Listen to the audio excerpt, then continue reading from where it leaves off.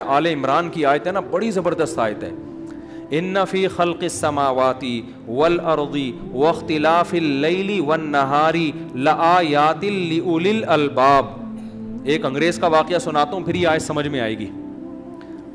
Doctor Mahmood غازی صاحب بہت بڑے اسکالر گزرے ہیں، اللہ ان کو کی مغفرت فرمائے، ان کی عمر میں برکت دے. بڑا کام کیا انہوں نے.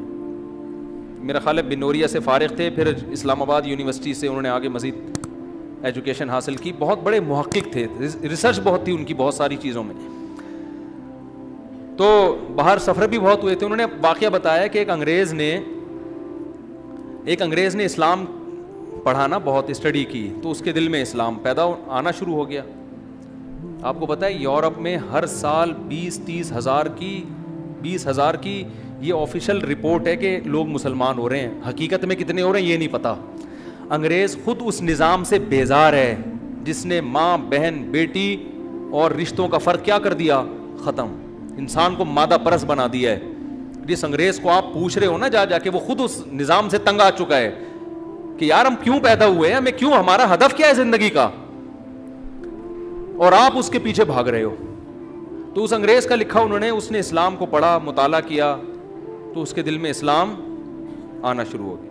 تو اس انگریز نے اپنا واقعہ لکھا ہے کہ میرے سامنے ایک دن قرآن رکھا ہوا تھا اور میں نے خدا سے دعا مانگی کہ اے اللہ، اگر یہ اسلام واقعی برحق مذہب ہے تو مجھے کوئی ایسا کوئی نشانی بڑی دکھا دے جو بالکل جیسے معجزہ ہوتا ہے نا. جیسے قوم سمود نے کہا تھا نا کہ اے صالح، ہم آپ پر ایمان اس وقت لے کر آئیں گے جب آپ کوئی معجزہ دکھا دیں، بہت ہی کوئی عجیب سی چیز دکھا دیں. تو انہوں نے کہا کیا؟ انہوں نے کہا اس پہاڑ سے اونٹنی نکال دیں. اب یہ تو عجیب سی بات ہو گئی نا، پہاڑ اور اونٹنی کا کوئی جوڑ ہے آپس میں؟ تو انہوں نے اشارہ کیا، پہاڑ سے کیا نکل آئی؟ اونٹنی نکل گئی. تو اس انگریز کو بھی بیٹھے بیٹھے یہ خیال آیا کہ یا اللہ، مجھے کوئی ایسی محیر العقول کوئی چیز ہو جائے نا جو عقل دنگ رہ جاتی اور آدمی کہتا ہے یار اس کا تو کوئی لاجک سبب بنتی نہیں ہے، یہ تو اللہ نے ہی کیا ہوگا. تو کہہ رہے میں نے دعا مانگی کہ اے خدا، اگر اسلام تیری نظر میں برحق ہے، خدا کا تو، اللہ کا تو دعویٰ ہے نا قرآن میں. 2 جگہ اللہ نے کہا وَمَن يَبْتَغِ غَيْرَ الْإِسْلَامِ دِينًا فَلَن يُقْبَلَ مِنْهُ، کہ اسلام کے علاوہ کسی دین کو فالو کرو گے قطعاً نہیں مانوں گا، کچھ بھی کر لو. تم 100 دفعہ کہو میرے باپ دادا یہ کرتے تھے، میں مجبور تھا، میں جس ریاست میں پیدا ہوا اس کا یہ مذہب تھا، اللہ کہیں گے ہرگز قبول نہیں. اور ایک جگہ اللہ نے کہا ان الدین عند اللہ الاسلام، دین اللہ کی نظر میں صرف کیا ہے؟ اسلام ہے. اتنا مزہ آتا ہے نا یہ آیتیں پڑھتے ہوئے کہ ہمیں اور کانفیڈنس پیدا ہوتا ہے کہ ہم کس کے دین پر ہیں. یہ آپ کو کسی مذہبی کتاب میں ایسے دعوے نہیں ملیں گے، اتنے واضح اور اتنے صاف ستھری زبان میں جو پوری دنیا سمجھ رہی ہو کہ اللہ کیا کہہ رہا ہے. عربی تو 20 ملکوں کی زبان ہے، اتنا واضح کلیئر کر دیا اللہ نے. ان الدین عند اللہ الاسلام، دین اللہ کی نظر میں صرف کیا ہے. اور یہ کہتے ہوئے اسلام کی عظمت بھی آتی، اتنے پیارے دین کو اللہ کہہ رہے ہیں میرا ہے، کیونکہ اسلام میں جو حسن ہے اسلام کے علاوہ کہیں ہے ہی نہیں. عبادات کو دیکھ لو، وراثت کو دیکھ لو، نکاح طلاق کے حکام کو دیکھ لو، رشتہ داری کے حکام کو دیکھ لو، اخلاقیات کو دیکھ لو، کاروباری معاملات کو، ایک ایک چیز میں جو گائیڈنس ملے گی وہ اسلام کے علاوہ کسی اور کے پاس اتنی خوبصورت گائیڈنس نہیں ہے. تو 2 جگہ اللہ نے کہا. اب وہ گورا کہتا ہے کہ اے اللہ، اگر تیرے نظر میں واقعی اسلام ہی ہے تو مجھے کوئی کیا دکھا دے، معجزہ دکھا دے جس سے میں تجھ پہ بھی ایمان لے آؤں کہ واقعی ایتھیس غلط کہتے ہیں، اس کائنات کو بنانے والا کون ہے. کیونکہ بہت سارے نظریات ہیں نا، کچھ لوگ تو خدا کو ہی نہیں مانتے، تو میں تجھ پہ بھی ایمان لے آؤں گا کہ تو ہے، تیری توحید پر بھی اور تیرے اس دین پر بھی جس کو تو کہہ رہا ہے میرا ہے، قرآن میں کہہ رہا ہے. کہہ رہے میں بھی سوچ رہا تھا کہ شاید کوئی چھت پھٹے گی، کوئی فرشتہ آئے گا ہے بھائی، یا کیا ہوگا. کہہ رہے ہیں اچانک مجھے خیال آیا، میں نے قرآن کھول لیا. جیسے ہی کھولا ہے جو آیت میرے سامنے آئی، ان فی خلق السماوات والارض واختلاف اللیل والنہار لآیات لأولی الالباب، بے شک آسمانوں اور زمین کے پیدا کرنے میں، دن اور رات کے عدلنے بدلنے میں، کبھی دن آ رہا ہے پھر رات، پھر دن پھر رات، اور لاکھوں سال ہو گئے، کیسا خوبصورت نظام ہے. لآیات، ایک نہیں ہزاروں لاکھوں نشانیاں ہیں لیُولی الالباب، عقل مندوں کے لیے، بے وقوفوں کے لیے ایک بھی نشانی نہیں، اور عقل مندوں اور غور و فکر کرنے والوں کے لیے لآیات، کروڑوں نشانیاں ہیں.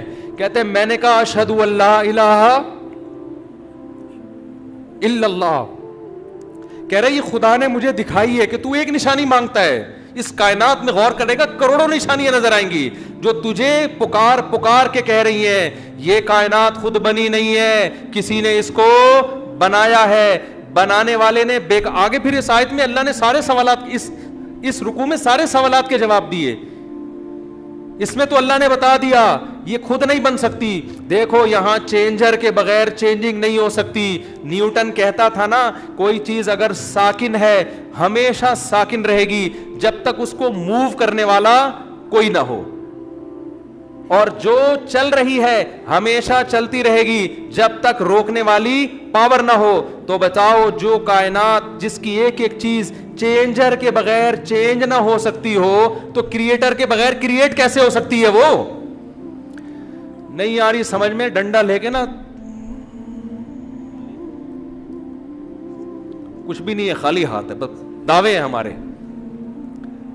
میں سوچتا ہوں پیغمبر صلی اللہ علیہ وسلم کتنا پریشان ہوتے ہوں گے. آپ کی دعوت تو بہت جاندار تھی نا، لیکن پھر وہی بےہودہ سوالات ہوتے تھے تو کتنا پریشان ہوتے ہوں گے. چینجر کے بغیر چینج نہیں آ سکتا. اس میں ایک کنڈیشن کے بغیر دوسری کنڈیشن میں نہیں جا سکتی یہ کائنات. تو پیدا کیسے خود بخود ہو گئی؟ یہ کیسے ہو سکتا ہے بھائی؟ لوگ سوال کرتے ہیں وہ بوسیدہ سوال پرانا کہ پھر خدا کو کس نے بنایا؟ بھائی خدا کو ہم نے دیکھا نہیں ہے، ہم نے اس کائنات کو دیکھا ہے. یہ کائنات چینجر کے بغیر چینج نہیں ہو سکتی. آپ کا اپنا باپ نیوٹن کہتا تھا یہ، صحیح ہے نا؟ ہم تھوڑی مولوی تھوڑی کہہ رہے ہیں. اس نے مشاہدہ کیا، ہم نے مشاہدہ کیا. تو کریٹر کے بغیر کریٹ بھی نہیں ہو سکتی. خدا تو کریٹر ہے، اس کے بارے میں تھوڑی ہم کہہ سکتے ہیں کہ چینجر کے بغیر چینج نہیں ہو سکتا تو کریٹر کے بغیر کریٹ کیسے ہو گیا. وہ تو عقل سے بالاتر ہے. آپ اس کائنات کو ہمیشہ سے مان رہے ہو، یہ حماقت کر رہے ہو. خدا کو ہمیشہ سے ماننے کو آپ بے وقوفی سمجھ رہے ہو. تبھی میں کہتا ہوں یہ ایسے ہے جیسے بارش سے بھاگا پانی سے بچنے کے لیے اور کھڑا ہو گیا پرنالے کے نیچے آ کے. اب پرنالے کے نیچے کھڑا ہوا ہے نا، پانی دھڑا دھڑ گر رہا ہے. پرنالے سمجھتے ہیں؟ کسی نے کہا یہاں کیوں کھڑا؟ کہہ رہے بارش ہو رہی ہے یار. تو یہاں کیا ہو رہا ہے؟ تو یہی ایتھیسٹ پاگل اعتراض کرتے ہیں کہ اگر کوئی خدا ہے تو اس کو کس نے بنایا؟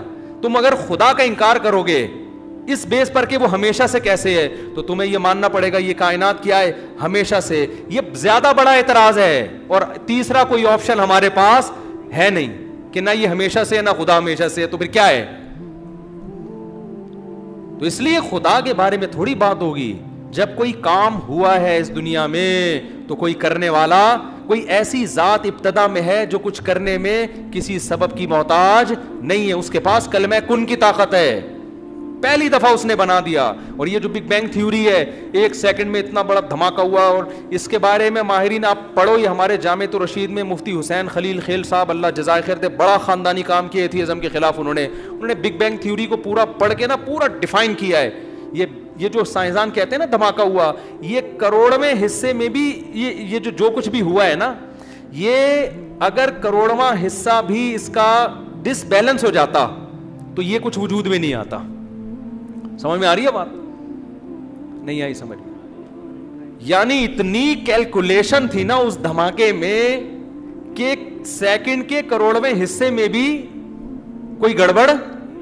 یعنی اگر تھوڑے سا اس کو میں آسان دیسی زبان میں سمجھاتا ہوں کہ آپ نے ایک دھماکہ کر کے چیزوں کو توڑا اور ایک چیز ادھر دیوار پہ جا کے چپک گئی، ایک ادھر چپک گئی، ایک ادھر چپک گئی اور ایک ادھر چپک گئی. دوبارہ جب آپ یہی دھماکہ کرو گے تو کیا یہی شکل بنے گی؟ نہیں بنے گی نا، کیونکہ اتنی ایڈجسٹمنٹ کے ساتھ تھوڑی ہوگا وہ. کیا خیال ہے بھائی؟ پھر ہو سکتا ہے وہ انڈا چھت پہ جا کے چپک جائے. ہم جب برسات کے موسم میں ایک دوسرے کو گندے انڈے مارتے تھے، ہم جب چھوٹے بچے تھے نا، جب کراچی میں بہت زیادہ